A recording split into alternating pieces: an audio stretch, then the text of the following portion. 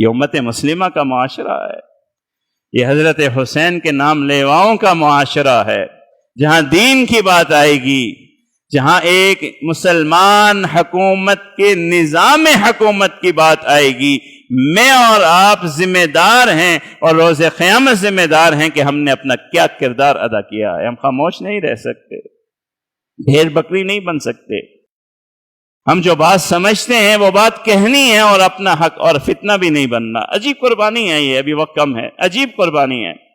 حضرت حسین رضی اللہ تعالی عنہ کی اس قربانی کو اگر امت سمجھ جائے، آج کی امت سمجھ جائے اور اس فلسفے اور فکر کو اپنا لے، تو ایک ایک ہمارا اسلامی ملک چند ہی سالوں میں اس قابل ہو جائے کہ پورے امت مسلمہ کے مسلمانوں کو سنبھال لے۔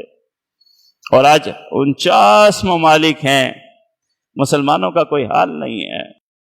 جس کا دل چاہتا ہے، جہاں چاہتا ہے مسلمانوں کو دبا دیتا ہے، جس کا دل چاہتا ہے۔ کیا کریں گے فوج کو، کیا کریں گے میزائلوں کو، جب جذبہ ہی نہیں ہے؟ نہ میزائلوں سے کچھ ہوتا ہے، نہ فوج سے کچھ ہوتا ہے، نہ اداروں سے کچھ ہوتا ہے۔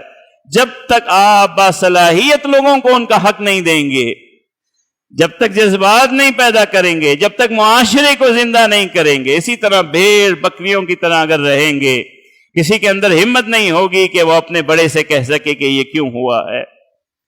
ایسے کم ہمت لوگوں کا اسلامی معاشرے میں کیا کام ہے؟ اسلامی معاشرہ تو یہ ہے جہاں آپ غلطی دیکھیے، آپ کے اندر جرأت ہونی چاہیے کہ کھڑے ہو جائیں کہ یہ غلط ہے۔ میں فتنہ نہیں بنانا چاہتا۔ حضرت حسین نے کیا فرمایا؟ میں بیعت نہیں کروں گا، مجھے واپس جانے دو، مجھے سرحد پہ جانے دو۔ یہ نہیں ہو سکتا کہ میری نظروں کے سامنے ایک غلط کام ہوتا رہے اور میں خاموشی اختیار کروں۔ یہ حضرت حسین سے نہیں ہوگا، اور یہ کسی مسلمان سے نہیں ہونا چاہیے، کسی مسلمان سے نہیں ہونا چاہیے۔ یہ اتنی بڑی قربانی ہمیں صرف یہ درس دیتی ہے کہ اگر اسلام کی خدمت چاہتے ہیں، دین اسلام کی خدمت چاہتے ہیں، بغیر قربانی کے یہ دین آگے نہیں بڑھ سکتا۔ خود بھی قربانی دینی پڑے گی، اولاد کو بھی قربانی کے لیے پیش کرنا پڑے گا۔ اگر اللہ کے رسول نے اپنے یہ پھول قربانی کے لیے پیش کر دیے ہیں تو میں اور آپ کیا ہے؟